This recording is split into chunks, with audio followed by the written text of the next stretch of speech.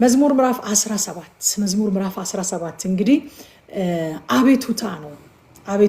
ዳዊት ሌሎች ሰዎች ስላደረሱበት ጉዳት አቤቱታ ከማቅረቡ በፊት ግን መጀመሪያ ራሱን በእግዚአብሔር ፊት ይመረምራል። ከቁጥር 1 እስከ 5 ድረስ የልቡን ሁኔታ ይናገራል። ጸሎቴ ከተንኮለኛ ወይንም ከአታላይ ከንፈር የወጣ አይደለም፣ በቅንነት የቀረበ ጩኸት ነው እንጂ ይላል። አያችሁ፣ ዳዊት ለመጸለይ አይደለም የሚጸልየው፣ ለመናገር አይደለም የሚናገረው፣ ግን ከቅንነት ነው እየጸለይኩኝ ያሉት። በቅንነት የቀረበ ጩኸት ነው፣ በቅንነት የቀረበ አቤቱታ ነው። ከተንኮለኛ ከንፈር አይደለም፣ ከአታላይ ከንፈር አይደለም ብሎ ራሱን ኤግዛማይን ሲያደርግ ወይም ሲመረምር እናየዋለን። ከዛ ደግሞ ልቤንም ፈትነኸዋል፣ ነገር ግን ምንም አላገኘህብኝም ይላል። የአንደበቱን ቃል መጀመሪያ ፈተነ፣ ከዛ ደግሞ ልቤን ፈትነኸዋል፣ ምንም አላገኘህብኝም ይላል። ከዛ ደግሞ በሶስተኛ ደረጃ አረማመዴም በመንገድህ ጸንቷል ይላል። ይሄ ደግሞ ስለ ላይፍ ስታይል ነው። በንግግሩ እግዚአብሔርን እንዳልበደለ ይመሰክራል። በልቡ የክፋት ሐሳብ ወይንም ተንኮል እንደሌለበት ይመሰክራል። አረማመዱ ወይም ላይፍ ስታይሉ፣ አካሄዱ፣ የህይወት ዘይቤውም እንደዚሁ በእግዚአብሔር መንገድ የጸና እንደሆነ ይናገራል። እነዚህን ነገሮች ከመረመረና ከፈተሸ በእግዚአብሔር ፊት ካየ በኋላ ዳዊት አቤቱታውን ለእግዚአብሔር ማቅረብ ይጀምራል። አያችሁ፣ ከመጸለዩ በፊት የአንደበቱን እውነተኛነት፣ የልቡን ቅንነትና የህይወቱን አካሄድ በእግዚአብሔር ፊት መጀመሪያ ይመረምራል ማለት ነው። ድሮ ይሄ በጣም የተለመደ ካልቸር ነበረ አይደለ? በወንጌላውያን ቤተክርስቲያን ለጸሎት ወደ እግዚአብሔር ፊት ስንቀርብ በጉባኤ ጸሎትም ይሁን በግል ጸሎትም ይሁን ወይንም በተለያዩ የአገልግሎት ህብረቶች በመጀመሪያ ራሳችንን በእግዚአብሔር ፊት እንመረምራለን። አሁን ግን እንደው አዳዲስ ትምህርቶችም ከመምጣታቸው ጋር እንደው በቃ በጣም ጊዜ የለንም የሚባልም በቃ እንደው የመቸኮልም አይነት ነገር ታይቶብን ይሁን ወይንም ደግሞ እንደው በቃ ንስሐ ማያስፈልገን ራሳችንን መመርመር ማያስፈልገን ሰዎች ሆነን ይሁን አላውቅም፣ በጋራም ሆነ እንደዚህ በጉባኤ ወይም ደግሞ በህብረት ጸሎቶች ላይ ስንገኝ አስቀድሞ ራስን የመፈተሽ ነገር የሆነ ፋሽን ያለፈበት ጸሎት እየሆነ መጥቷል። እኔ ብዙ ጉባኤዎች ላይ አሁን አልሰማም፣ የእናንተን አላውቅም፣ ብዙ ጉባኤዎች ላይ አልሰማም። ቀደም ሲል እስኪ መጀመሪያ በጌታ ፊት ራሳችንን እንይ ይባላል አይደለ?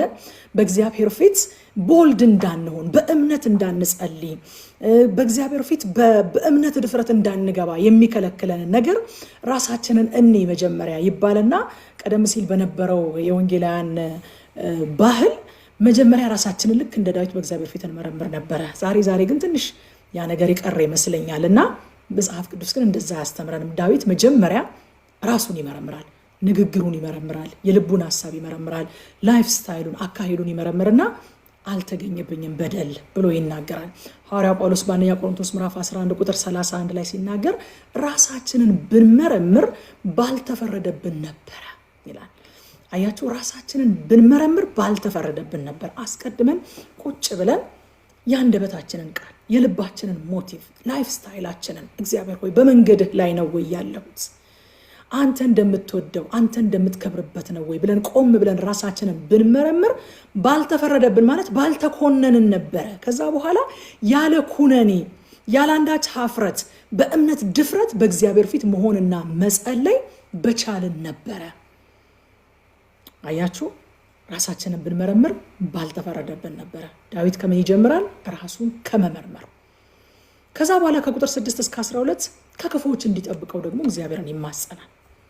ይሄ ጸሎት የእምነት ጸሎት ነው። በነገራችን ላይ ቁጥር 6 ላይ ሄዳችሁ ስታነቡት አምላክ ሆይ ስለምትመልስልኝ አንተን እጣራለሁኝ፣ ጆሮህን ወደ እኔ ጣል አድርገህ ጸሎቴን ስማ፣ ከጠላቶቻቸው መተገኛ ያደረጉህን ይላል በቀኝ እጅህ የምትታደግ ሆይ ጽኑ ፍቅርህን ድንቅ አድርገህ ግለጥ።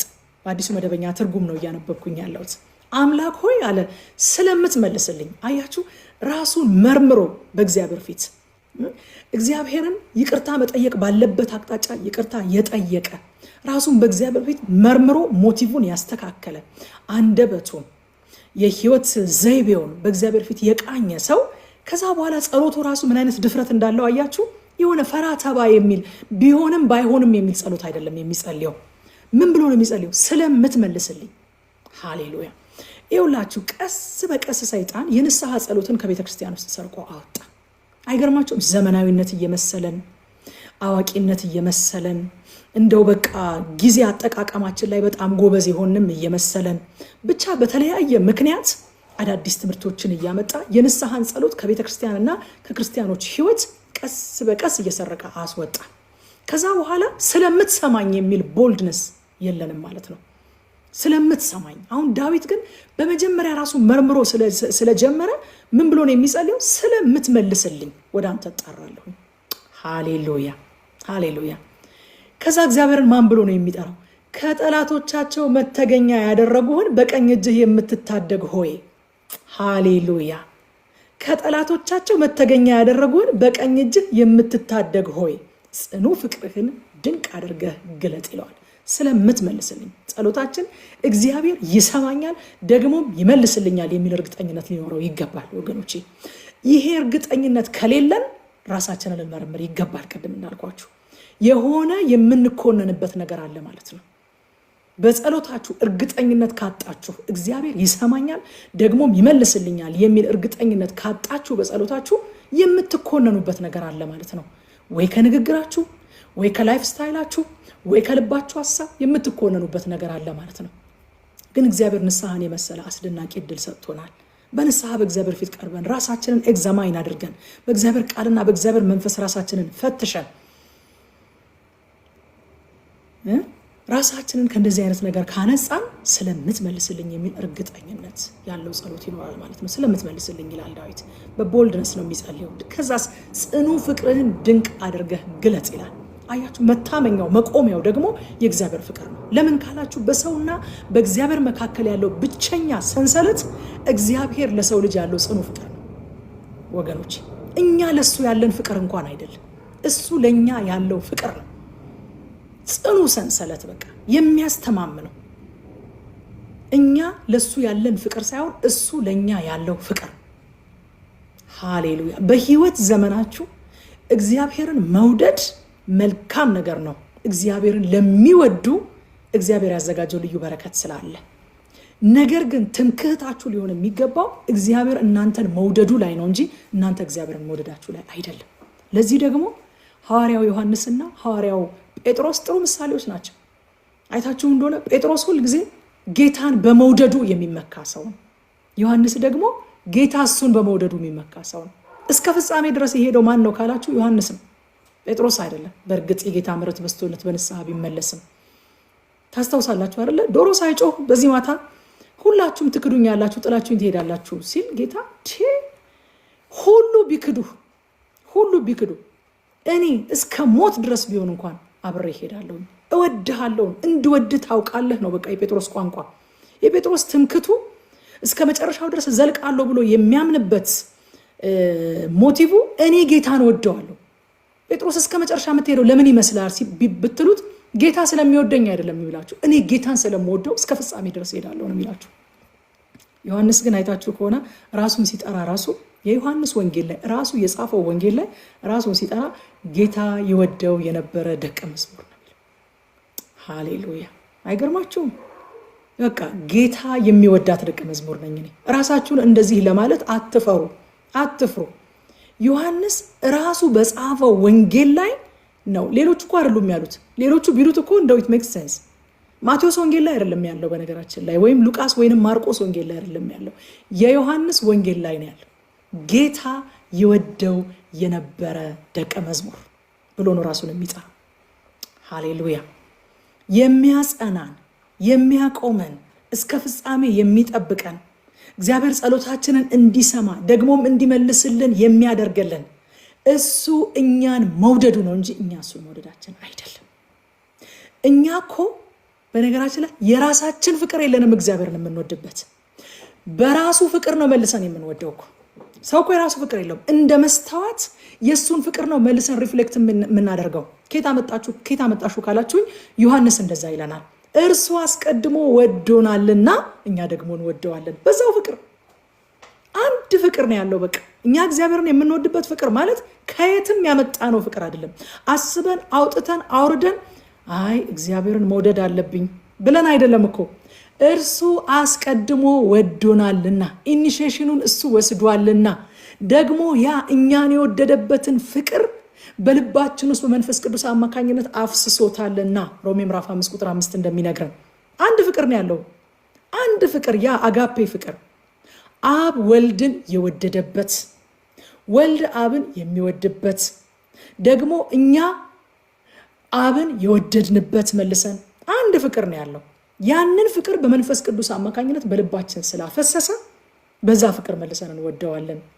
እኛ አይደለንም። ፍቅር ማለት አለ እንደውም ትርጉሙ እኛ እግዚአብሔርን እንደወደድ ነው አይደለም፣ እግዚአብሔር እኛን እንደወደደን አንድ ልጁንም ስለ በደላችንና ስለ ኃጢአታችን አሳልፎ እንደሰጠን የፍቅር ትርጉሙ ማለት ያ ነው ማለት። ስለዚህ እርሱ አስቀድሞ ወዶናልና እኛ ደግሞ እንወደዋለን። ሃሌሉያ። ለምን አያስመካም ካላችሁ እኛ እሱን የምንወድበት ፍቅር ራሱ የራሳችን አይደለም። እሱ እኛን የወደደበት ፍቅር ነው። መልሰን በዛ ፍቅር ነው የምንወደው። መልሰን እሱን ነው ሪፍሌክት የምናደርገው። እንደ መስታወት የራሱ መልክ አለው ወዳጆቼ? የለውም አይደለ? ያየውን እኮ ነው የሚያንጸባርቀው። እኛም የእግዚአብሔርን ፍቅር ትኩር ብለን ስንመለከት ማለት ነው የእሱን ፍቅር መልሰን ለእሱ ማንጸባረቅ እንጀምራለን። የእሱን ፍቅር መልሰን እሱን ለሚመስሉ በእሱ መልክ ለተፈጠሩ በእሱ ምሳሌ ለተፈጠሩ መልሰን ማንጸባረቅ እንጀምራለን። መስታወት ነን እኛ፣ የራሳችን ፍቅር የለንም። ዳዊት ጽኑ ፍቅርህን ድንቅ አድርገህ ገለጠዋል። ሃሌሉያ ሃሌሉያ። ስለምጠቅምህ ሳይሆን ስለምወድህ ሳይሆን ስለምትወደኝ ከጠላቶች ያስጥለኝ። ወዳጆች ስለምትወደኝ። ሃሌሉያ። ማርያምና ማርታን ታስታውሷቸዋላችኋል። ዮሐንስ ወንጌል ምዕራፍ 11 ላይ አላዛር የሞተባቸው ጊዜ፣ ወንድማቸው የሞተባቸው ጊዜ ጌታ ሆይ የሚወድህ ታሟል ብለው እኮ አይደለም የላኩት፣ ታሞ እያለ ሲልኩበት ጌታ ላይ የምትወደው ታሟል። ሃሌሉያ። የምትወዳት ደቀ መዝሙርህ እኔ የምትወዳት ልጅ ችግር ውስጥ ገብቻለሁኝ አድነኝ ስለምትወደኝ። በኋላም ላይ ቅድም ያነበብኩት ክፍል ላይ ሰምታችሁኛል። ወዶኛልና አዳነኝ። ሃሌሉያ ሃሌሉያ። በቃ ዋናው መሰረት እሱ ነው። ዋናው መልህቅ እሱ ነው። እግዚአብሔር እኛን መውደዱ ይፈታችኋል። ይህ በነገራችን ላይ ይፈታችኋል። በቃ እኔ እግዚአብሔርን መውደዴ አይደለም በእግዚአብሔር ቤት ለዘላለም የሚያኖረኝ፣ እግዚአብሔር እኔን መውደዱ ነው። የኔ ፍቅር አያስተማምንም። በእውነት እኔ ራሴን የማልወድበት ቀን አለ። ሌት ያለውን እግዚአብሔርን ራሴን የማልወድበት ቀን አለ። ሰዎች ራሳቸውን ጠልተው እኮ ነው ራሳቸውን የሚያጠፉት። ራሴን እንኳን በአግባቡ የማልወድበት ቀን አለ። ምንድነው የሚያስተማምነኝ? ምንድነው በእግዚአብሔር ቤት እንደምኖር እርግጠኛ የሚያደርገኝ? ወዶኛል እሱ እኔን መውደዱ። ከዛ እንደዚህ ይለዋል ደግሞ ቁጥር 8 ላይ እንደ ዓይን ብሌን ጠብቀኝ፣ በክንፎች ጥላ ሰውረኝ ይላል። እኔ በቃ ልመናው በጣም ደስ አለኝ። እዚህ ጋር እግዚአብሔር እንዲያስመልጠው ብቻ አይደለም የሚጠይቀው፣ ከጠላት ብቻ እንዲያስመልጠው ሳይሆን ወደ ራሱ እንዲያስጠጋውም ይፈልጋል። ማስመለጥ አንድ ነገር ነው፣ በክንፎቹ ጥላ ውስጥ መሰውር ደግሞ ሌላ ነገር ነው። ብቻ ከጠላቴ አድነኝ፣ የትም ቦታ ወስደ ሰውረኝና ከጠላቴ አድነኝ አይደለም። እንደ ዓይን ብሌን ጠብቀኝ ይልና በክንፎች ጥላ ሰውረኝ። ማምለጥ የምፈልገው የሆነ ቦታ የሆነ ምሽግ ውስጥ ተሰውሬ ሳይሆን አንተ ክንፎች ጥላ ውስጥ ወደ አንተ ተጠግቼ አንተ ውስጥ ሆኜ ነው ማምለጥ የምፈልገው። ከጠላት ማምለጥ ብቻ ሳይሆን ወደ አንተ መጠጋጋት እፈልጋለሁ። ደግሞ ኢንቲሜሲንም ደግሞ ይፈልጋል። አያችሁ፣ መትረፍ ብቻ ሳይሆን ማምለጥ ብቻ ሳይሆን መጠጋጋት፣ ወደ እርሱ መጠጋት ይፈልጋል። በክንፎች ጥላ ሰውረኝ ይላል። ሰውረኝ። ዳዊት መሸሸግ የሚፈልገው ጠላት የማያገኘው ማንኛውም ስፍራ ሳይሆን በክንፎቹ ጥላ ውስጥ፣ በእግዚአብሔር ውስጥ፣ በመገኘቱ ውስጥ፣ በህልውናው ውስጥ ነው መሰወር የሚፈልገው። ጌታ እንደዚህ ነው ሊያድነን የሚፈልገው። በነገራችን ላይ ሊያድነን የሚፈልገው ወደ ራሱ አስጠግቶ ነው። ሊያድነን የሚፈልገው ወደ ውስጡ ሸሽጎ ነው። በክንፎቹ ጥላ ውስጥ አስገብቶ ነው። የሆነ ቦታ አስቀምጦን የሆነ ቅጥር ሰርቶልን ሳይሆን ወደ ራሱ ጠጋ አድርጎ፣ ሃሌሉያ፣ ያስጠጋን ወደ ራሱ፣ ይሳበን ወደ ራሱ። እንደዚህ ያለ ማቴዎስ ወንጌል ምዕራፍ 23 ቁጥር 37 ላይ ኢየሱስ እንደዚህ ያለ፣ ኢየሩሳሌም ኢየሩሳሌም ሆይ ነቢያትን የምትገድል ወደ እርሷ የተላኩትንም የምትወግር፣ ዶሮ ጫጩቶቿን ከክንፎቿ በታች እንደምትሰበስብ ልጆችሽን እሰበስብ ዘንድ ስንት ጊዜ ወደድኩ፣ አልወደዳችሁ። እንዴት ነው ሊያድነን የሚወደው? ዶሮ ጫጩቶቿን እንደምትሰበስብ ወደ ውስጧ፣ ወደ ራሷ ኢንቲሜትሊ ጠጋ አድርጋ አቅፋ ውስጧ አስገብታ እንደምትሰበስብ እኔ ስንት ጊዜ ልሰበስባችሁ ወደድኩ፣ እናንተ ግን አልወደዳችሁ። ወገኖቼ መዳን ከጠላት ማምለጥ ብቻ አይደለም፣ መዳን እግዚአብሔር ውስጥ መሸሸግም ነው። በክንፎቹ ጥላ ውስጥ መሰወርም ነው። በህልውና ውስጥ መጥፋት ነው። የምንጠፋው እግዚአብሔር ህልውና ውስጥ ገብተን ነው። ወደ እሱ ተጠግተን ነው። እርሱ ውስጥ ተሸሽገን ነው። ሃሌሉያ! እንደዛ ነው። በቃ ጌታ ሊያድን የሚፈልገው እንደዛ ነው። ወደ ራሱ አስጠግቶ ወደ ራሱ ጠጋ አድርጎ ነው ሊያድነን የሚፈልገው። እዛ ቁጥር 14 ላይ አቤቱ ከሰዎች ይላል። አቤቱ ከሰዎች እድል ፈንታቸው በህይወታቸው ከሆነች ከዚህ ዓለም ሰዎች በእጅህ አድነኝ።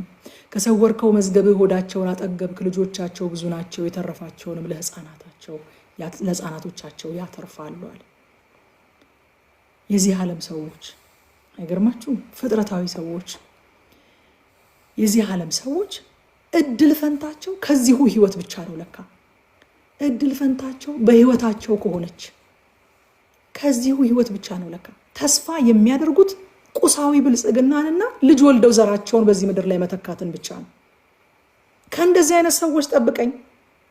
ምክንያቱም ከዚህ የሚሻገር ህይወት ስለሌላቸው ሪዋርዳቸውን፣ ህይወታቸውን፣ ሁሉ ነገራቸው የሚያበቃው እዚሁ ስለሆነ የሚሻገር ነገር ስለሌላቸው ፊት ለፊታቸው ያዩትን ነገር ሁሉ ደረማምሰው ረጋግጠው ከማለፍ ወደ ኋላ አይሉም። ከእንደዚህ አይነት ሰዎች ጠብቀኝ። ጨካኞች ናቸው። እንደዚህ አይነት ሰዎች ጨካኞች ናቸው። ስለዚህ ከእንደዚህ አይነቶቹ ሰዎች አድነኝ ብሎ እግዚአብሔርን ይማጸናል። ምን አይነት ሰዎች ናቸው እነዚህ? እድል ፈንታቸው በህይወታቸው ብቻ፣ በዚህ ዘመን ብቻ፣ አሁን በምድር ላይ በሚቆዩበት ጊዜ ብቻ የሆኑ ሰዎች ጨካኝ ናቸው። ከነሱ እጅ አድነኝ ይላል። ወዳጆቼ፣ እኔና እናንተ ግን እንደዛ አይደለንም። እንደዛ አይደለንም። መኖርም ያለብን እንደዛ አይደለም። አንዳንድ ጊዜ እኮ በጣም በቃ ሲሪየስ አኳኋናችን ልክ እንደዚህ ዓለም ሰዎች እድል ፈንታችን በዚህ ምድር ላይ ብቻ ያለ በቃ አንድ ጊዜ ነው የምኖረው፣ እዚሁ ነው የምኖረው የሚሉ በቃ በዚህ የዚህ ዓለም ሰዎች ናቸው እንደዛ የሚሉት። እኔና እናንተ ግን አንድ ጊዜ አይደለም፣ ለዘላለም ነው የምንኖረው። እዚሁ ብቻ አይደለም የምንኖረው፣ ዘላለምን ጀምረነዋል፣ ደግሞ እንቀጥለዋለን። አንዳንዴ በጣም ሲሪየስ ከመሆናችን የተነሳ ልክ እንደዚህ ዓለም ሰዎች እድል ፈንታችን ከዚህ ህይወት ብቻ የሆነ ይመስላል። በጣም ሲሪየስ ነው የምንወስደው። በጣም ሲሪየስ፣ በቃ የምድርን ኑሮ በጣም ሲሪየስ። እና እንደዚህ አይነት ሰዎች በጣም ጨካኞች ናቸው። ከነሱ ጠብቀኝ አለ ዳዊት፣ ከነሱ ጠብቀኝ። ከዛ ቁጥር 15 ላይ እኔ ግን አለ እኔ እንደነሱ አይደለሁኝም። እድል ፈንታዬ በዚህ ምድር ብቻ አይደለም። ተስፋዬ ቁሳዊ ሀብት ማካበትና ልጆች ወልዶ ዘር መተካት ብቻ አይደለም። እኔ ግን በጽድቅ ፊትህን አያለሁ፣ ስነቃም ክብርህን አይቼ እረካለሁ ይላል አዲሱ መደበኛ ትርጉም። እኔ ግን በጽድቅ ፊትህን አያለሁ፣ ስነቃም ክብርህን አይቼ እረካለሁ። አዲሱ መደበኛ ትርጉም እንዴት እንደወደድኩት ይሄን ክፍል ልነግራችሁ አልችልም። እኔ ግን እንደዚህ ያለም ሰዎች አይደለሁም። ስነቃ እነቃለሁ። እነሱም ይነቃሉ እኮ። የምንነቃው ለምንድን ነው? የምንነቃው ወዴት ነው እንጂ ሰው የዳነም ያልዳነም ሰው ዘላለማዊ ፍጥረት ነው። በነገራችን ላይ ሰው ወይ ወደ ዘላለም ህይወት ወይ ወደ ዘላለም ሞት መንቃት የማይቀር ነገር ነው። ዳዊት እኔ ግን አለ ስነቃ እነቃለሁ፣ ስነቃ ደግሞ ሃሌሉያ ክብርህን አይቼ እረካለሁኝ አለ አዲስ መደበኛ ትርጉም ላይ። ስነቃ የሚለው ቃል ወዳጆቼ ወደ ትንሣኤ የሚያመለክት ቃል ነው። የመጀመሪያው በየማለዳው በየዕለቱ ስነቃ በሚጠፋ ነገር ሳይሆን ፊትህን በማየት ነው የምረካው። ሁለተኛው ትርጉሙ ደግሞ እውነተኛውና የመጨረሻው እርካታ ከትንሣኤ በኋላ የእግዚአብሔርን ፊቱን እያየን በማምለኩ ውስጥ ነው የሚገኘው። ስለዚህ እኔ ስነቃ አንደኛ በየማለዳው ስነቃ ፊትህን እያየው ነው የምጠግበው የምረካው። ሁለተኛ ደግሞ የእውነተኛውና የመጨረሻው እርካታ ምንጭ የሆነውን ፊትህን እያየሁ ለዘላለም ላመልክ ከሙታን እነቃለሁ፣ በሙታን ትንሣኤ እነሳለሁ እያለ ነው። ለዚህ ነው አንደኛ ዮሐንስ ምዕራፍ 3 ቁጥር 2 ላይ ዮሐንስ እንደዚህ ያለ ወዳጆች ሆይ አሁን የእግዚአብሔር ልጆች ነናል፣ ምንም እንደምንሆን ገና አልተገለጠም። ዳሩ ግን ቢገለጥ እርሱ እንዳለ እናየዋለን፣ እርሱን እንድንመስል ደግሞ እናውቃለን አለ። እንነቃለን፣ እናየዋለን፣ እሱን እንደምንመስል ደግሞ እናውቃለን። ራእይ ላይ ደግሞ ፊቱን እያዩ ያመልኩታል ይላል። ሃሌሉያ! ፊቱን እያዩ ያመልኩታል። እውነተኛ ደስታ ያለው በዛ ውስጥ ነው ይላል ዳዊት። ቁሳዊ ሀብት በመሰብሰብ ወይንም ልጅ ወልዶ ዘር በመተካት ሳይሆን እኔ ግን አለ በጽድቅ ፊትህን ያለው ስነቃ ደግሞ ሐሴት አደርጋለሁኝ በአንተ ክብር ይለዋል። ምን እንማር ከዚህ ምዕራፍ? አንደኛ በእምነት በድፍረት መጸለይ እንድንችል። ስለዚህ ምን እንማር ከዚህ ምዕራፍ ስንል አንደኛ በእምነትና በድፍረት መጸለይ እንድንችል ለጸሎት ስንበረከክ አስቀድመን ራሳችንን እንመረምር። ንስሐ ያለፈበት ፋሽን አይደለም ወዳጆቼ። የመጽሐፍ ቅዱስ እውነት ጊዜ የማይሽረው እውነት ነው። ዘላለማዊ እውነት ነው። በየጊዜው አፕዴት አይደረግም። የንስሐ ጸሎት ድሮም ነበረ፣ አሁንም አለ፣ ወደፊትም ይቀጥላል። በቃ አፕዴት አይደረግም።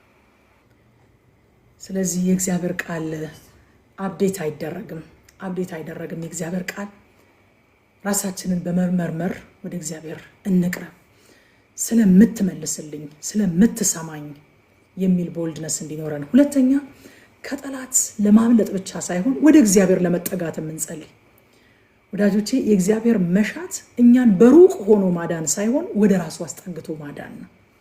ወደ ራሱ አቅርቦ ወደ ውስጡ ወደ ህልውናው አስገብቶ ማዳን ነው የእግዚአብሔር ዓላማ፣ የእግዚአብሔር መሻት። ስለዚህ ስንጸልይ ከጠላት ለመዳን ብቻ ሳይሆን ወደ እግዚአብሔር ለመጠጋትም እንጸልይ። ሌላ ሶስተኛ እድል ፈንታቸው በዚህ ህይወት ብቻ በሆኑ ሰዎች አንቅና ወገኖች። እኛ እድል ፈንታችን በዚህ ህይወት ብቻ አይደል። እድል ፈንታቸው በዚህ ህይወት ብቻ ለሆኑ ሰዎች ልንጸልይ ነው የሚገባው እንጂ ልንቀናባቸው አይገባም። ምክንያቱም እኛ እንነቃለን። ስንነቃ ደግሞ ለዘላለም ፊቱን እያየን ልናመልከው ነው የምንነቃው። አራተኛ እውነተኛ እርካታ በቁስ ወይንም በልጆች ወይንም በሰዎች በሪሌሽንሽፕ አይደለም የሚገኘው፣ የእግዚአብሔርን ፊት በማየት ውስጥ ነው ያለው። ሃሌሉያ! ወደ ምዕራፍ 18 አልፋለሁኝ። ምዕራፍ 18 ከሳኦል እጅና ከጠላቶቹ ሁሉ እጅ እግዚአብሔር ባዳነው ቀን በዚህ መዝሙር ቃል ለእግዚአብሔር የተናገረው የእግዚአብሔር ባሪያ የዳዊት መዝሙር ይላል። እችን ቀጭኗን ጽሑፍ በጣም ነው የምወዳት፣ ነግራችኋለሁ። እስከዛሬ ድረስ ትኩረት የማታደርጉ ከነበረ አሁን መቼም ከዚህ በኋላ ትኩረት ታደርጋላችሁ። እኔ በጣም የሚገርም ሚኒንግ ነው ማገኝበት፣ እደነቃለሁኝ እሷን ጽሑፍ ሳነባት። የመጽሐፍ ቅዱሳችን ላይ በቀጭኑ የምትጻፏ ከላይ ከሳኦል እጅና ከጠላቶቹ ሁሉ እጅ እግዚአብሔር ባዳነው ቀን በዚህ መዝሙር ቃል ለእግዚአብሔር የተናገረው የእግዚአብሔር ባሪያ የዳዊት መዝሙር። ይሄ የግል ጸሎት አይደለም። ይሄ መዝሙር የአደባባይ ምስክርነት ነው ወገኖቼ። ከቁጥር 1 እስከ 3 ድረስ ለእግዚአብሔር ያለውን ፍቅርና በእግዚአብሔር ላይ ያለውን መተማመን በአደባባይ ዲክሌር ያደርጋል፣ ያውጃል። ዳዊት አውጃለሁ፣ በቃ ሊሊዬ እንዳለችው አይደለ? አውጃለሁ ዛሬ ታላቅነቱ፣ አውጃለሁ ዛሬ አምላክነቱን፣ እንደሚወደው እግዚአብሔርን እንደሚወድ እግዚአብሔር ያደረገለትን በእግዚአብሔር እንዴት እንደሚተማመን በአደባባይ ያውጃል። ወገኖቼ ለእግዚአብሔር ያለን ፍቅርና በእርሱ መታመናችን የግል ሚስጥር ሳይሆን የአደባባይ ምስክርነታችን። ሃሌሉያ! እስኪ እመሰክራለሁ ብላችሁ ጻፉ። በእውነት እመሰክራለሁ፣ አልደብቀውም። እሱ በአደባባይ አይደል እንዲወደደኝ፣ እኔ ለምንድን ነው በጓዳ ብቻ? ለምን በጓዳ ብቻ? በቃ ጆዬ እንዳለው በቃ ለምን አንተ ብቻ እኔም ለያዝህ አለ አይደለ? ለምን እሱ ብቻ? እኔም እገልጻለሁ ፍቅሬን አደባባይ ላይ ራቁቱን ተንጠልጥሎ ከሆነ እንደዚህ ነው መወድሽ ያለኝ። ሃሌሉያ! ጌታ እኮ እንዴት ነው የምትወደን ብንለው በቃላት አይደለም የገለጸልን። እዛ አደባባይ ላይ እዛ እርጥብ እንጨት ላይ እጁን እንደዚህ ዘርግቶ በሚስማር እንደዚህ ተመቶ የሾህ አክሊል አጥልቆ ደሙ በግንባሩ ላይ እየወረደ እንደዚህ ነው መወዳችሁ ብሎ በአደባባይ ላይ ነው የተናገረው። በአደባባይ ላይ። ስለዚህ ዳዊት በአደባባይ የእግዚአብሔርን ፍቅር ይናገራል። ሃሌሉያ! የአደባባይ ምስክርነቴ ነው ጌታን መውደዴ፣ የአደባባይ ምስክርነቴ ነው። እሱ ደብቆ አልወደደኝም፣ እኔም ደብቄ አልወደውም። የሆነ ዊርድ ሊያስብለኝ ይችላል። ፋራ ሊያስብላችሁ ይችላል። የሆነ ምን አይነት ሰው ናት ምናምን ልትባሉ ትችላላችሁ። ኢትስ ኦኬ። የአደባባይ ምስክርነታችን ነው። ጌታን ማመኔ የአደባባይ ምስክርነቴ ነው። ጌታን መውደዴ የአደባባይ ምስክርነቴ ነው። እርሱ ደግሞ አስቀድሞ ወዶኛልና እኔም ወደዋለሁኝ። አደባባይ ላይ ነው እወዳታለሁ። እንደዚህ ነው መወዳት ያለው፣ እኔም እንደዚህ ወደዋለሁኝ። ክብር ለኢየሱስ ይሁን። በአደባባይ ይመሰክራል። በአደባባይ እጠራዋለሁ እድናለሁኝ ይላል። ደግሞ እጠራዋለሁ እድናለሁኝ። አያችሁ፣ ዳዊት ለመዳን የሚያስፈልገው የእግዚአብሔርን ስም መጥራት ብቻ እንደሆነ ያውቃል። እጠራዋለሁ እድናለሁኝ። ሮሜ ምዕራፍ 10 ቁጥር 13 ላይ እንደዚህ ያለ ሐዋርያው ጳውሎስ የጌታን ስም የሚጠራ ሁሉ ይድናል። ሃሌሉያ! የጌታን ስም የሚጠራ ሁሉ ይድናል። ምን አደረግን? ምን አዋጣን? ስሙን ከመጥራት ውጭ ስሙን ከመጥራት ውጭ። ሐዋርያው ጳውሎስ ስለራሱ ኤክስፒሪየንስ ሲናገር በሸንጎ ፊት ቆሞ ደማስቆ ላይ ስለነበረው ኢንካውንተር ሲመሰክር ሐናንያ የተናገረውን ነገር ሐናንያ የነገረውን ነገር ይናገራል። ሐዋርያት ሥራ ምዕራፍ 22 ቁጥር 16 ላይ እንደዚህ ያለ፣ አሁን ስለምን ትዘገያለህ አለኝ። ተነሳና ስሙን እየጠራ ተጠመቅ፣ ከኃጢአትም ታጠብ። ስሙን እየጠራን ተጠመቀን። የጌታን ስም የሚጠራ ይድናል አለን ሮሜ ላይ። ስሙን እየጠራን ተጠመቀን፣ ዳነን። ዳዊትም እንደዚህ ያለ፣ እጠራዋለሁ ደግሞ እድናለሁ አለ። ሃሌሉያ ሃሌሉያ። ከዛ ከቁጥር 4 እስከ 19 የገባበትን አጣብቂኝና የሆነለትን መለኮታዊ ጣልቃ ገብነት ይናገራል። ክፍሉ ረጅም ስለሆነ እንደዚህ ሰብሰብ ካላደረኩት ማደራችን ነው። ቁጥር 6 ላይ በጨነቀኝ ጊዜ እግዚአብሔርን ጠራሁት ይላል። ማንን ጠራሁኝ? በጨነቀኝ ጊዜ እግዚአብሔርን ጠራሁት።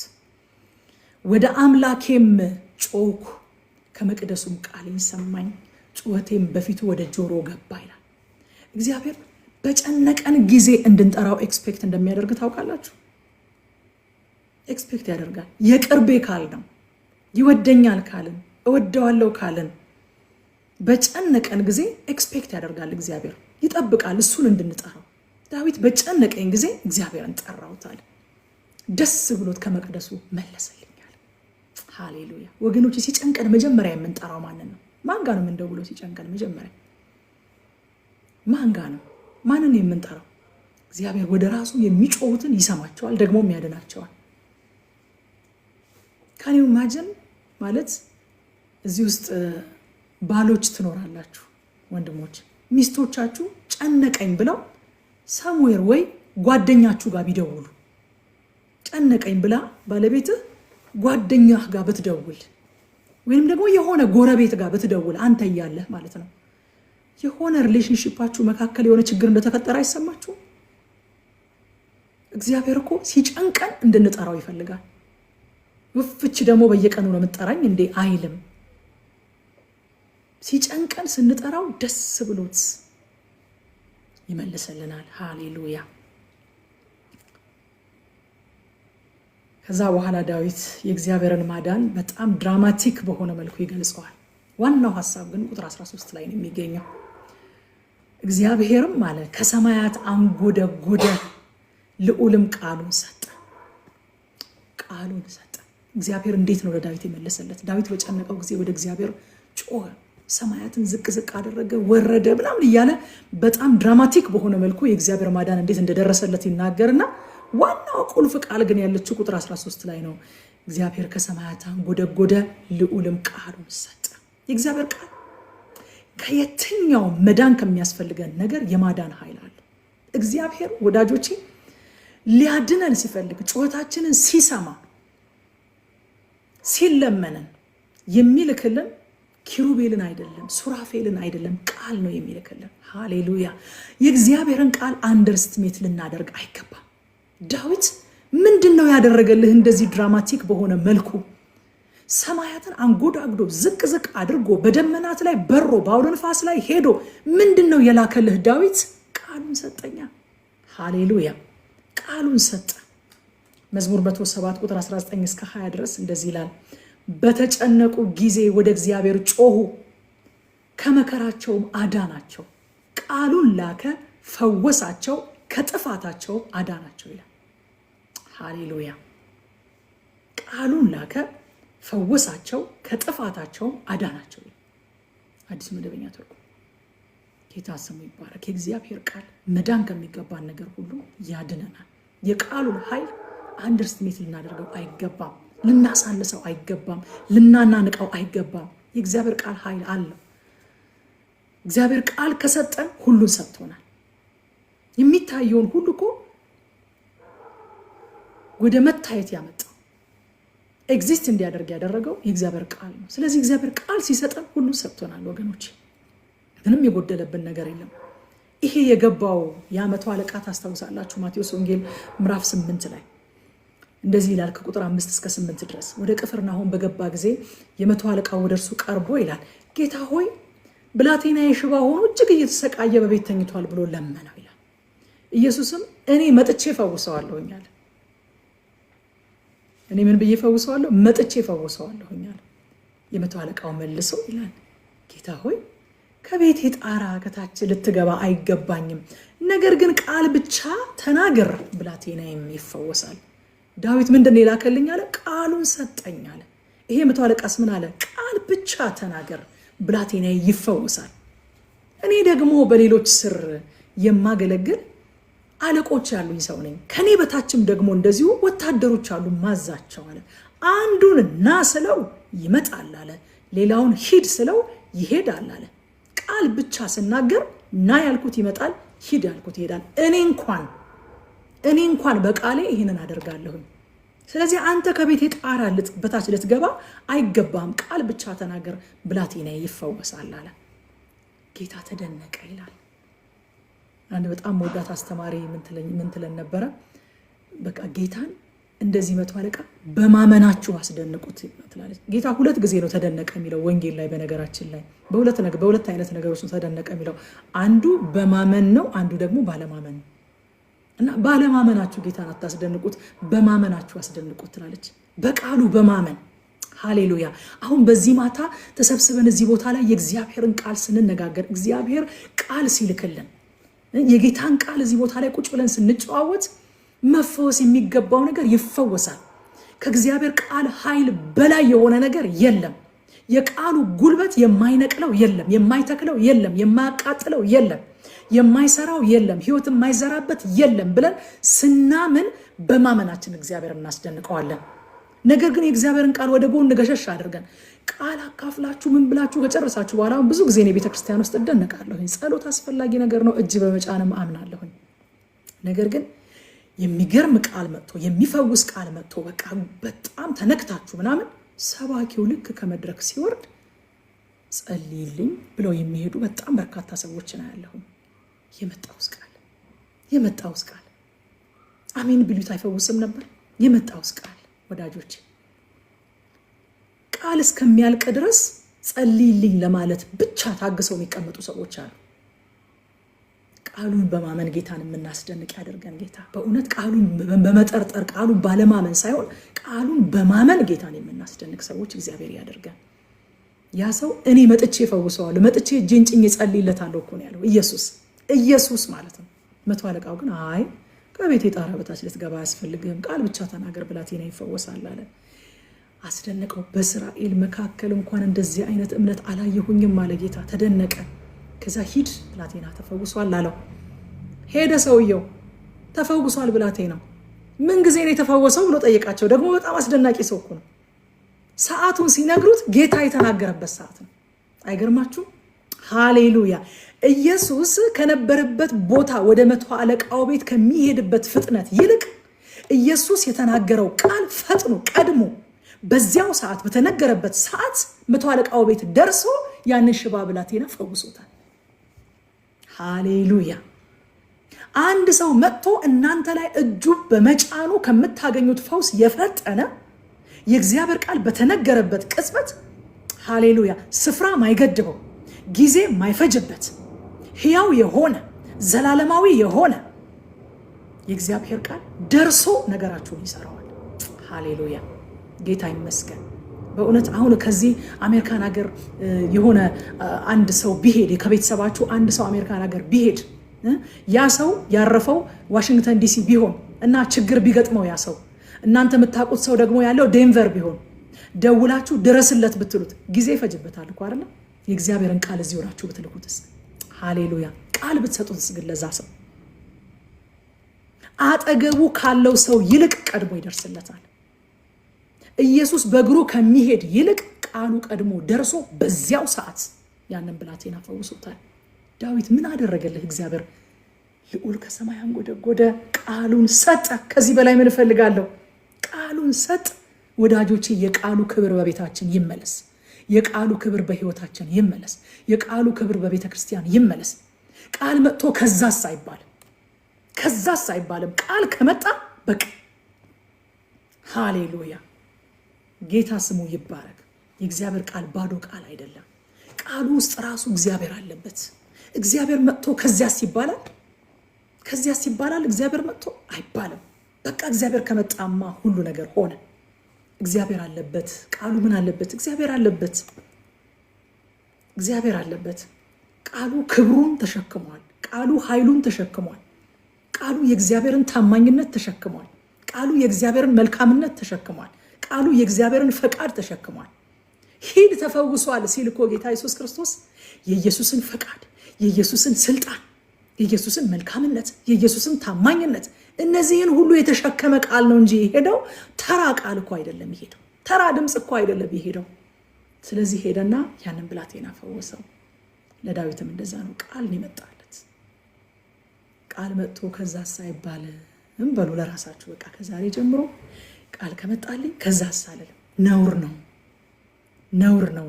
በእውነት ነውር ነው። ሰዎችን ጀጅ እንድታደርጉ አይደለም ይሄንን የምነግራችሁ፣ ለራሳችን ቃል ከመጣ በኋላ ከዛስ አይባልም። በቃ ያ ሰው ቃል ያመጣው ሰው ካሳሰበው ይጸልይልኝ እንጂ በመጣው ቃል ይጸልይልኝ እንጂ ቃል ከመጣ በኋላ ከዚያስ አይባልም። ቆይ ቃል ይለቅ ብቻ ከዛ በኋላ አይባልም። ፍጥረት ሁሉ ከእግዚአብሔር ቃል ተወልዷል። ታውቃላችሁ። ፍጥረት ሁሉ ከእግዚአብሔር ቃል ስለተወለደ ከእግዚአብሔር ቃል ስለተገኘ ወላጁን ይሰማል።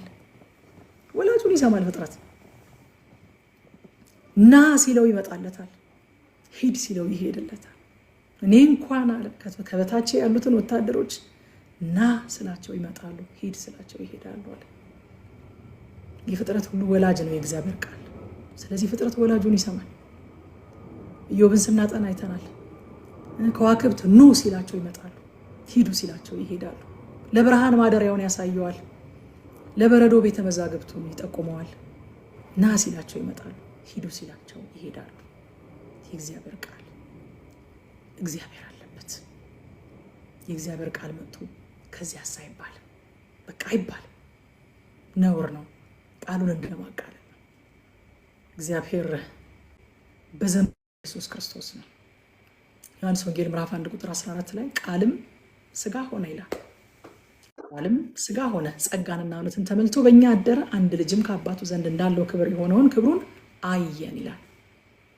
ቁጥር 19 ላይ መዝሙር ላይ ተመልሻለሁ። ቁጥር 19 ላይ ወደ ሰፊ ስፍራ ወዶኛልና አዳነኝ ይላል። ዳዊት በተደጋጋሚ እግዚአብሔር እሱን ያዳነበት ምክንያት ፍቅር ብቻ እንደሆነ ይመሰክራል። ስለምጠቅመው አዳነኝ አይልም። ስለምወደው አዳነኝ እንኳን አይልም። ስለሚወደኝ ወዶኛልና አዳነኝ። ምንም አይነት ምስክርነት ቢኖረን ወዳጆቼ እግዚአብሔር ስለወደደን የሆነልን እንጂ እኛ ስለ እግዚአብሔር እኛ እሱን ስለወደድ ነው ወይንም ደግሞ እኛ እሱን ስለምንጠቅመው የሚሆን ነገር የለም።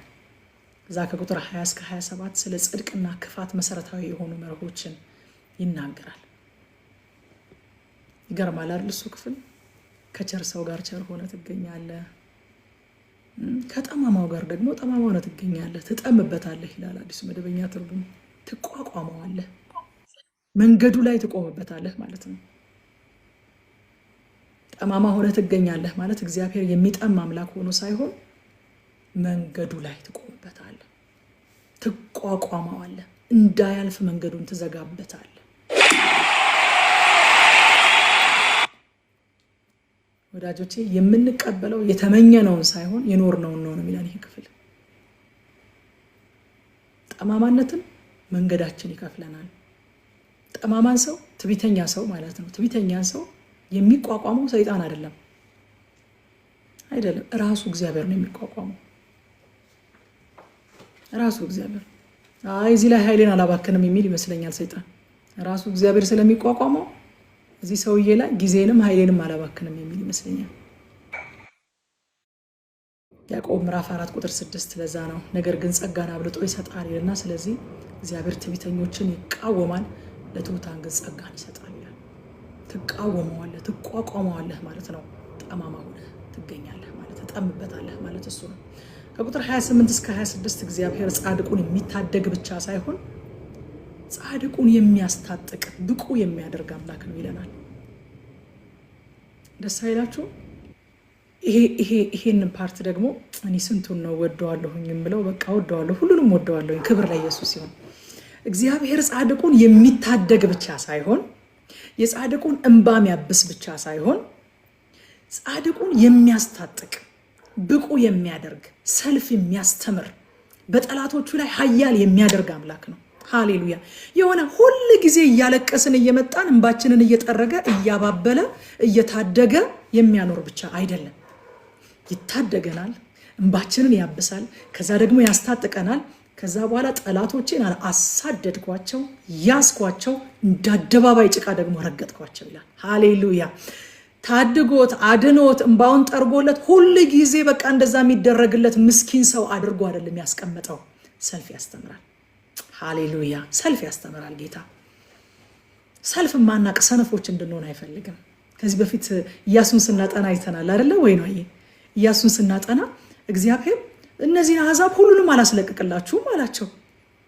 ከግብፅ ምድር አውጥቷቸው የከነዓንን ምድር አወርሳችኋለሁ አላቸውና የማወርሳችሁን ምድር ሁሉንም በአንዴ አላስለቅቅም ማለት በሁለት ምክንያት አለ። የመጀመሪያው ምክንያት አሁን እናንተ ገና ብዙ ስላልሆናችሁ ዛሬ ሁሉን ያስለቀቅኳቸው እንደሆነ ቦታውን ሙሉ ለሙሉ ተቆጣጥራችሁ ስለማትይዙት አራዊት፣ የምድረ በዳ አራዊት ይወርሱታል።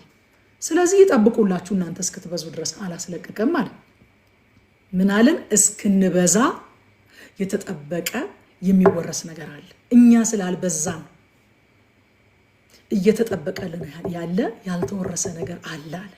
ሁለተኛው ምክንያትስ ምንድን ነው ጌታ ሆይ ስትሉት የሚመጣው ትውልድ ሰልፍ የማያውቅ ሰነፍ እንዳይሆን ስለምፈልጋል። ሃሌሉያ። እግዚአብሔር እያስታጠቃቸው እጆቻቸውን ሰልፍ እያስተማረ ጠላቶቻቸውን የሚያሳድዱ እንዲሆኑ ይፈልጋል እንጂ ሁሉ ነገር ተሰርቶለት ተቀነባብሮለት እንደው በተኛበት የሚያጎርሱት ሰነፍ ትውልድ እንዲሆን አይፈልግም። እግዚአብሔር ሰነፎች እንድንሆን አይፈልግም። ሰልፍ ማናቅ እንድንሆን አይፈልግም። ተነስተን አሳድደዋለሁ፣ እይዘዋለሁ፣ ምርኮዬን አስተፋዋለሁ፣ እንደ አደባባይ ጭቃ ረግጠዋለሁ የምንል እንድንሆን ነው የሚፈልገው እንጂ ሁል ጊዜ እያለቀስን እየመጣን እንባችን የሚጠረግልን፣ ሁል ጊዜ እጅ የሚጫንልን፣ ሁል ጊዜ የምክር አገልግሎት ክፍል የማንጠፋ፣ ሁል ጊዜ የምንደገፍ፣ ሁል ጊዜ የምንሰበር። የአንዳንድ ሰው እኮ የመሰበሩ ብዛት እንደው ፍራጃይል ብለን ብንለጥፍበት ደስ ይለኛል። ሁሌ ሴንሲቲቭ በቃ ተሰባሪ ቃል የሚለጠፍ ነገር አለ አይደለ? ፍራጃይል ተብሎ አንዳንድ ሰው በቃ 30 ዓመቱ ነው በጌታ ስቲል በጣም ፍራጃይል ነው። ተሰበርኩ ይላችኋል። በቃ ተሰበርኩ። ምን ሆነ ተሰበርክ? ሰላም ሳይለኝ ሄደ። ሀሳብ ውስጥ ሆኖ ሊሆን ይችላል እኮ ሰላም ያላለ አገልጋዩ አይቶኝ ሰላም ሳይለኝ ቀር ተሰበርኩ ይላችኋል። 30 ዓመቱ ነው። አሁንም እንባው እየታበሰ ነው። አሁንም እጅ እየተጫነለት ነው። አሁንም እየተመከረ ነው። አያስፈልግም እያልኳችሁ አይደለም። እነዚህ ሁሉ ያስፈልጉናል። የሚያስፈልጉን ጊዜ አለ። ግን ሁል ጊዜ በሞግዚት ሁል ጊዜ እንባችን እየታበሰ እንድንኖር እሱ አይደለም የእግዚአብሔር ዓላማ።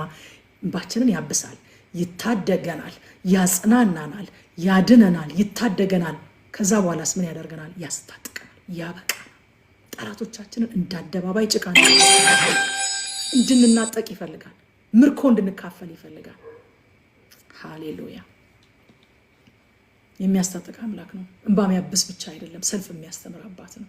ቁጥር 35 የድል ጋሻ ሰጥተኸኛል፣ ቀኝ እጅህም ደግፋ ይዛኛለች፣ ዝቅ ብለህም ከፍ አደረግከኝ ይላል አዲሱ መደበኛ ትርጉም። ዝቅ ብለህ ምን አደረግከኝ? ከፍ አደረግከኝ። ሃሌሉያ። እግዚአብሔር እኛ ያለንበት መጥቶ እኮ ነው እሱ ወዳለበት የወሰደን ጌታ ኢየሱስ ክርስቶስ። ታውቃላችኋል። ሃሌሉያ። እላይ ሆኖ አልጠራንም፣ መምጣት እንደማንችል ያውቃል። ስለዚህ ያለንበት መጣና እሱ ወዳለበት ወሰደን። እሱ የት ነበረ? በአባቱ ዘንድ። እኛ የት ነበረን? ከእግዚአብሔር ተጣልተን የእግዚአብሔር ክብር ጎሎን ጠፍተን በበረሃ ነበርን ያለነው። እኛ ያለንበት መጣና እሱ ወዳለበት ወሰደን። ዝቅ ብለህ ከፍ አደረከኝ ይላል። ሃሌሉያ! ዝቅ ብለህ ከፍ አደረከኝ። አንዳንድ ሰው እናንተ ያላችሁበት ዝቅ ብሎ ሊመጣ ይችላል። ብዙ ሰው አይመጣም። አንዳንድ ሰው ግን ዝቅ ብሎ ይመጣና አስተዛዝኗችሁ ከንፈሩን መጦ በቃ በርቱ ብሏችሁ ይሄዳል። ዝቅ ብሎ ደግሞ አስተዛዝኖን አልሄደም፣ ከፍ አደረገ። ሃሌሉያ ሃሌሉያ! ጌታ ዝቅ ብሎ የሚመጣ ባይሆን ኖሮ አሁን እኔ እኮ ዛሬ እናንተ ፊት እንደዚህ ቁጭ አልልም ነበር። ዝቅ ብሎ መጣ። ያለሁበት ቦታ እዚያ ጨለማ፣ እዛ የናይት ክለብ ህይወት፣ እዛ ትርምስምሱ የወጣ ቦታ ዝቅ ብሎ መጣና ከንፈሩን መጦ ስታሳዝኝ በቃ እዚሁ መቅረትሽ ነው ብሎኝ አልሄደም፣ ከፍ አደረገ። ሃሌሉያ! ስሙ ይባረክ። ከቁጥር 37 እስከ 45 ዳዊት ከተከላካይነት ወደ አጥቂነት ቅድም እንዳልኳችሁ ሲሻገር እናያለን። ወደ አጥቂነት ተሻገረ። ከቁጥር 46 እስከ 50 ደግሞ ታላቅ ምስጋና ሰጥቶ ነው ለእግዚአብሔር የሚዘጋው። ቁጥር 50 ላይ እንደዚህ ይላል፣ የንጉሱን መድኃኒት ታላቅ ያደርጋል፣ ቸርነቱንም ለቀባው ለዳዊትና ለዘሩ ለዘላለም ይሰጣል አለ። አያችሁ፣ የእግዚአብሔር ቸርነት በዳዊት ህይወትና በዳዊት ዘመን የሚቆም አልነበረም። ለዘሩ ይላል። ታውቃላችሁ ሐዋርያው ጳውሎስ ለብዙ ሰው እንደሚናገር ለዘሮቹ አይልም አለ። ለዘሩ ነው የሚለው፣ ምክንያቱም ስለ መሲሁ ስለሚናገር። ለዘሮቹ ሳይሆን ለዘሩ፣ ለመሲሁ፣ ከዛስ በእርሱ ለሚያምነው ለዘላለም የጸና እንደሆነ ያተማል ማለት ነው። ቸርነቱንም ለቀባው ለዳዊትና ለዘሩ ለዘላለም ይሰጣል። ሃሌሉያ! ምን እንማር ከዚህ ምዕራፍ? አንደኛ ጌታን ማመንና መውደዳችን የአደባባይ ምስክርነታችን ነው እንጂ በጓዳ የሚቀር ሚስጥር አይደለም። በጓዳ የሚቀር ሚስጥር አይደለም። ሁለተኛ እግዚአብሔር ወደ እርሱ ለሚጮሁ ቃሉን ልኮ ያድናቸዋል። ቃል ሲመጣላችሁ ከዚያ አትበሉ። የእግዚአብሔር ቃል የሌለውን ወደ መኖር ያመጣ የእግዚአብሔር ቃል ፈጥኖ የሚደርስ በሁኔታ በጊዜ የማይገደብ። ሶስተኛ ምኞታችንን ሳይሆን ኑሯችንን የዘራነውን ስለምናጭድ በመንገዳችን ላይ የሚቆምብን እግዚአብሔር እንጂ ሰይጣን አይደለም። አራተኛ እግዚአብሔር ከታደገን በኋላ አጥቂዎች፣ ድል አድራጊዎች፣ ምርኮ ተናጣቂዎች እንድንሆን ያስታጥቀናል። ከዚህ ምዕራፍ ይሄንን ያየሁት። አቤት ሰዓት! ምዕራፍ 19 ደግሞ በጣም የምወደው ቻፕተር ነው። በጣም በቃ የእግዚአብሔር መገለጥና የሰውን ምላሽ ነው የምናየው በምዕራፍ 19። በፍጥረትም ይሁን በቃሉ እግዚአብሔር የተገለጠለት ሰው በቀጥታ የሚሰጠው ምላሽ ምዕራፍ 19 ላይ ያለውን አይነት አምልኮ ነው። እግዚአብሔር ራሱን በፍጥረቱ ይገልጣል። እግዚአብሔር ራሱን በቃሉ ይገልጣል። በየትኛው መንገድ ግን እግዚአብሔር የተገለጠለት ሰው መልሱ አምልኮ ነው። ከቁጥር 1 እስከ 6 በፍጥረታት ውስጥ የተገለጠውን እግዚአብሔርን ያሳየናል። ፍጥረት ዝም አይልም። ያለማቋረጥ ስለ ፈጣሪው ይናገራል። ሰው መስማት ስለማይፈልግ፣ ማስተዋል ስለማይፈልግ፣ እውቅና መስጠት ስለማይፈልግ ነው እንጂ ላስተዋለው ፍጥረት ያለማቋረጥ ቀንና ማታ ይናገራል። ፈጣሪ አለ ይላል። ፈጣሪ አለ። ያወራሉ ይላል። ሰማያት የእግዚአብሔርን ክብር ያወራሉ፣ ይናገራሉ። ግን ድምጻቸው በጆሮ የሚሰማ አይደለም ይላል። በጣም ይገርመኛል። ያወራሉ፣ ይናገራሉ፣ ድምጻቸው ግን በጆሮ የሚሰማ አይደለም። ከዛ ቁጥር 4 ላይ አዲሱ መደበኛ ትርጉም ያም ሆኖ ድምጻቸው ወደ ምድር ሁሉ ቃላቸውም እስከ ዓለም ዳርቻ ይወጣል፣ እርሱ በሰማያት ለፀሐይ ድንኳን ተክሏል ይላል። ያም ሆኖ የማይሰማም ሆኖ ንግግር እኮ አይደለም የሚናገሩት፣ በሰው ቋንቋ አይደለም፣ በሰው ጆሮ የሚሰማ አይደለም የሚናገሩት፣ ለሰው ሕሊና ግን ይናገራሉ። ያም ሆኖ የማይሰማም ሆኖ ድምጻቸው ግን ቃላቸው እስከ ዓለም ዳርቻ ድረስ ይወጣል፣ ድምጻቸው ወደ ምድር ሁሉ ይወጣል ይላል። ንግግራቸው በጆሮ ባይሰማም ፍጥረት ሁሉ ግን መልእክታቸው ደርሶታል፣ እስከ ምድር ዳርቻ ድረስ ይናገራሉ። ለዚህ ነው ሐዋርያው ጳውሎስ ሮሜ ምዕራፍ 10 ቁጥር 8 ላይ ነገር ግን ምን ይላል? በአፍህም በልብህም ሆኖ ቃሉ ቀርቦልሃል፣ ይህም የምንሰብከው የእምነት ቃል ነው ይላል። እግዚአብሔር በነገራችን ላይ ጻድቅ ነው። ያልሰማ ሰው የለም። የእግዚአብሔርን አምላክነት ያልሰማ ሰው የለም። ፍጥረት ይናገራል። ፈጣሪ አለ ይላል። ኦርደር የሚሰጠኝ አለ ይላል። ይሄ የምታዩት ሶፊስቲኬትድ የሆነ ዩኒቨርስ እንደው ዝም ብሎ ራሱን እንዳልፈጠረ ይናገራል። የልብ ድንዳኔ ካልሆነ በስተቀር፣ ትዕቢት ካልሆነ በስተቀር፣ ለአምላክ እውቅና ላለመስጠት የሚኬድ ርቀት ካልሆነ በስተቀር ይናገራል። ፍጥረት ይናገራል። ሰዎች ግን መስማት አይፈልጉም። ሮሜ ምዕራፍ 1 ከ20 እስከ 21 ድረስ የማይታየው ባህሪ እርሱም የዘላለም ኃይሉ ደግሞም አምላክነቱ ከዓለም ፍጥረት ጀምሮ ከተሰሩት ታውቆ ግልጥ ሆኖ ይታያልና፣ ግልጥ ሆኖ ይታያል። ስለዚህም እግዚአብሔርን እያወቁ ያውቃል። ፍጥረት ፈጣሪ እንዳለ ያውቃል። ኦርደር የሚያስይዝ እንዳለ ያውቃል። እያወቁ እንደ እግዚአብሔርነቱ መጠን ስላላከበሩትና ስላላመሰገኑት የሚያመካኙት አጡ። ነገር ግን በሀሳባቸው ከንቱ ሆኑ፣ የማያስተውልም ልባቸው ጨለመ ይላል። አያችሁ፣ ሰዎች እግዚአብሔርን የማያመልኩት ስላልሰሙ ስለማያውቁ አይደለም፣ ስለማይፈልጉ ነው። እዛ ከቁጥር 7 እስከ 11 በቃሉ ውስጥ የተገለጠውን እግዚአብሔርን ደግሞ ያሳየናል። ከ1 እስከ 6 በፍጥረት ውስጥ የተገለጠውን እግዚአብሔርን ያሳይና ፍጥረትን አይቶ እግዚአብሔር መኖሩን፣ እግዚአብሔር ምን አይነት አምላክ መሆኑን ፍጥረት ያውቃል፣ የሰው ልጅ ሁሉ ያውቃል አለ። እግዚአብሔርን ግን እንደ እግዚአብሔርነቱ መጠን ሊያከብሩትና ሊያመሰግኑት ስለማይፈልጉ ነው እንጂ ያውቃሉ አለ። ከዛ ደግሞ በቃሉ የተገለጠውን እግዚአብሔርን ደግሞ ያሳየናል። ከ7 እስከ 11 ቃሉን እዚህ ጋር የገለጠበት መንገድ በጣም ቢዩቲፉል ነው።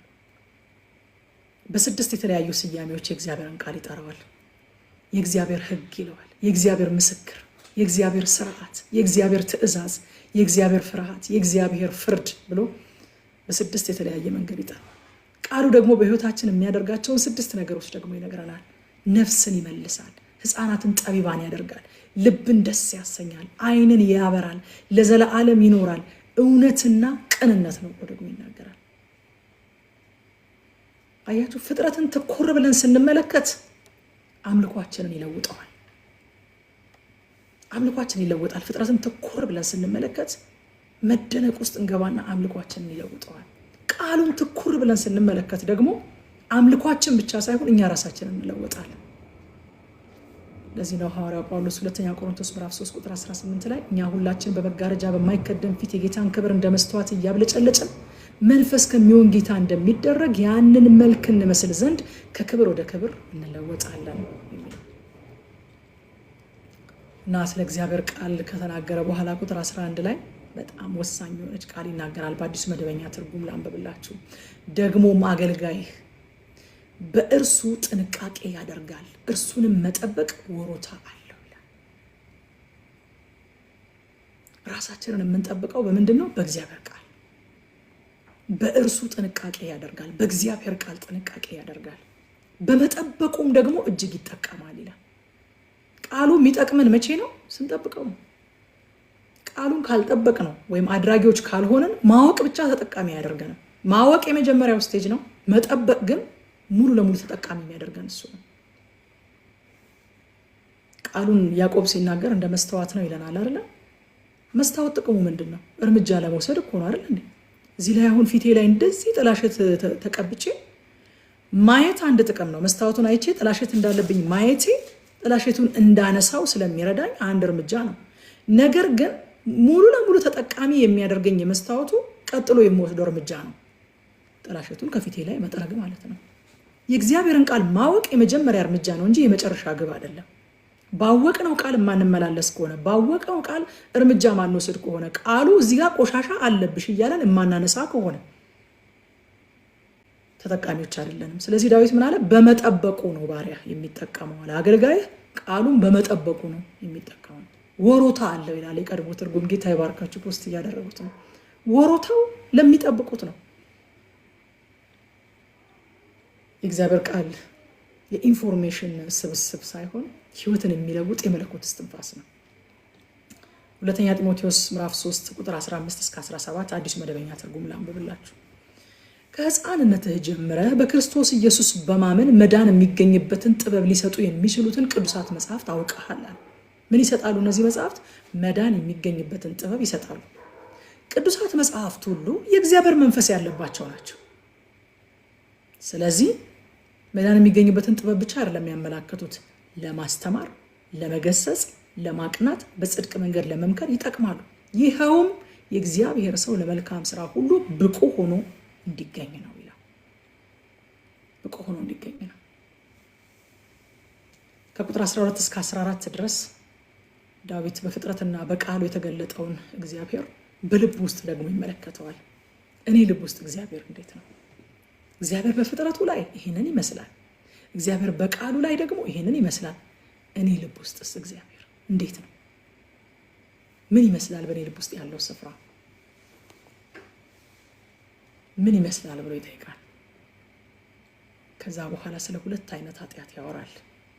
ሰው በሁለት አይነት ኃጢአት ይጠመዳል ወዳጆች፣ በስህተት ወይንም በስውር ኃጢአት፣ ሁለተኛው ደግሞ በድፍረት ኃጢአት።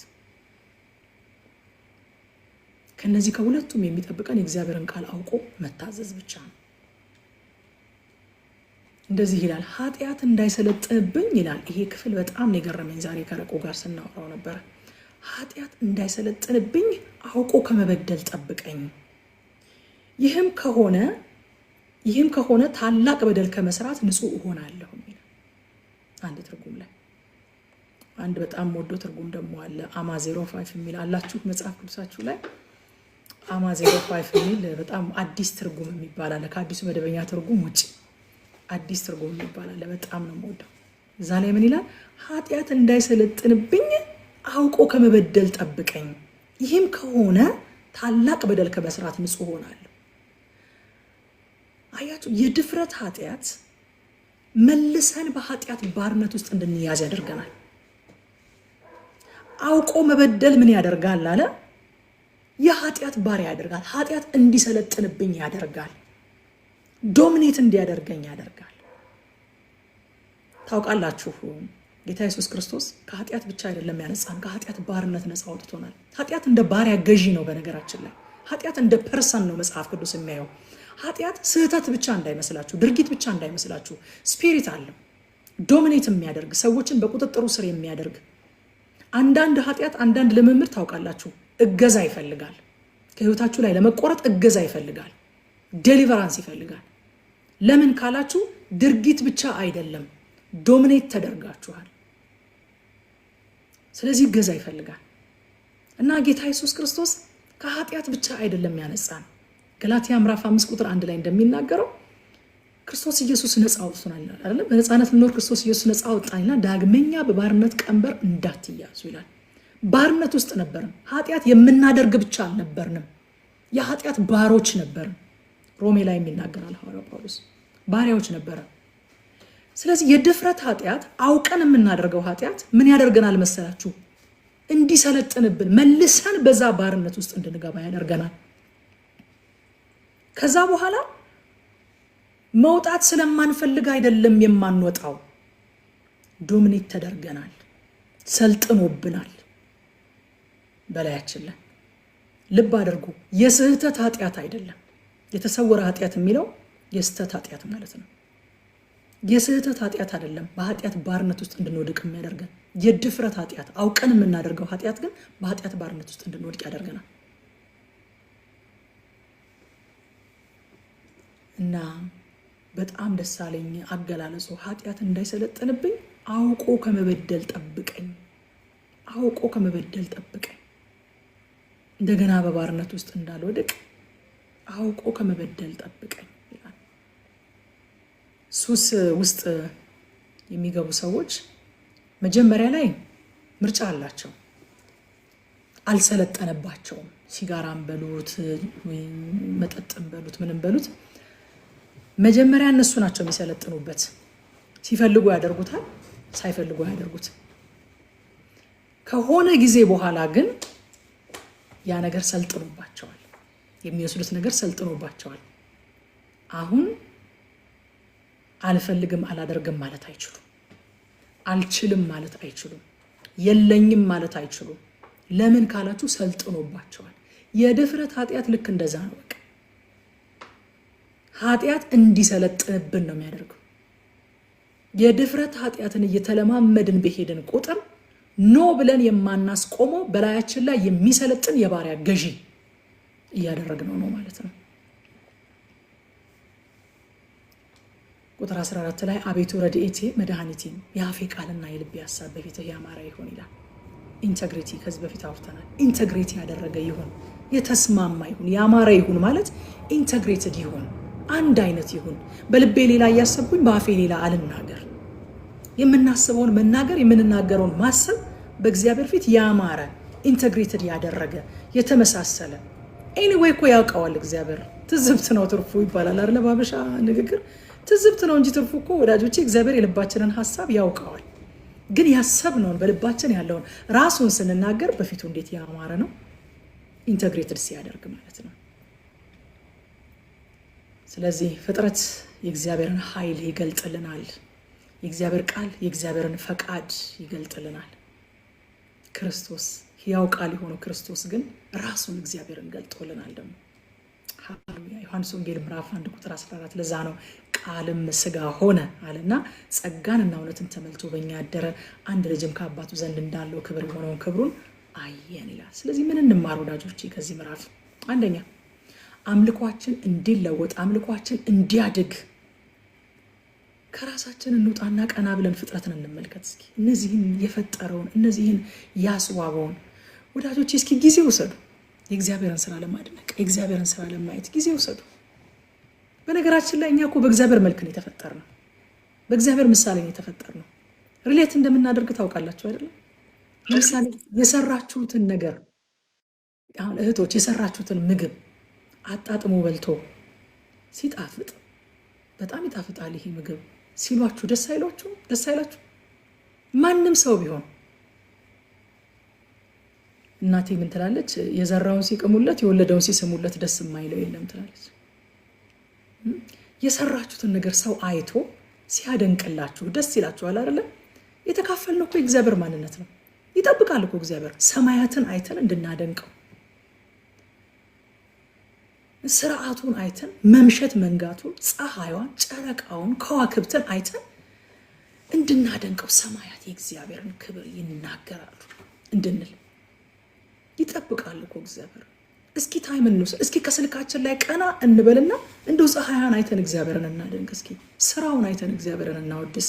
ስለ ውዳሴ ወደፊት እንመለከታለን። እግዚአብሔር ደስ ይለዋል። አምልኳችንም ይለወጣል። እንውጣ እስኪ ከራሳችን ከሁኔታው እንውጣ። ቀና ብለን የእግዚአብሔርን ስራ ስናይ አምልኳችን ይለወጣል። ሁለተኛ ህይወታችን እንዲለወጥ ደግሞ ዝቅ ብለን ቃሉን እንመልከት። ቀና ብለን ሰማያትን ስናይ አምልኳችን ይለወጣል። ዝቅ ብለን ቃሉን ስንመለከት ህይወታችን ይለወጣል። ሶስተኛ በቃሉ ብርሃን ደግሞ ወደ ውስጣችን እንመልከት። ቃሉ ይመርምረን፣ ቃሉ ያንጻን፣ ቃሉ ይለውጠን።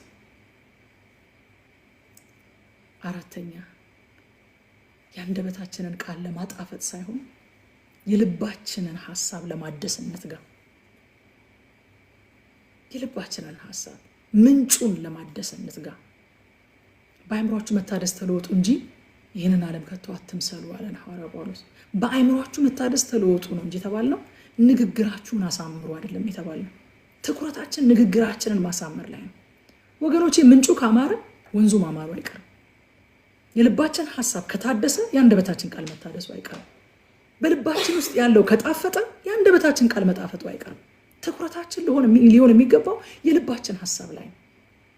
ብዙ ጊዜ ግን ሰው ስለማያየው የልባችን ሐሳብ ላይ ትኩረት አናደርግም። ሰው የሚሰማው የአንደበታችን ቃል ላይ ግን ትኩረት አድርገን እንሰራለን።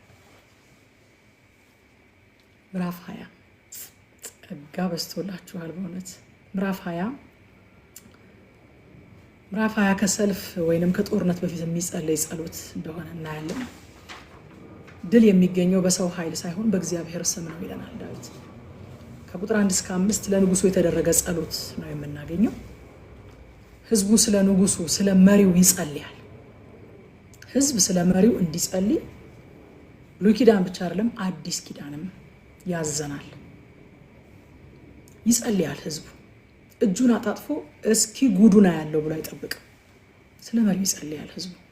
ከቁጥር 1 እስከ 5 ድረስ ታዩታላችሁ። ምክንያቱም የሚታየውን ድል ለመጨበጥ የማይታይ ተጋድሎ፣ የማይታይ ምልጃ፣ ያስፈልጋል።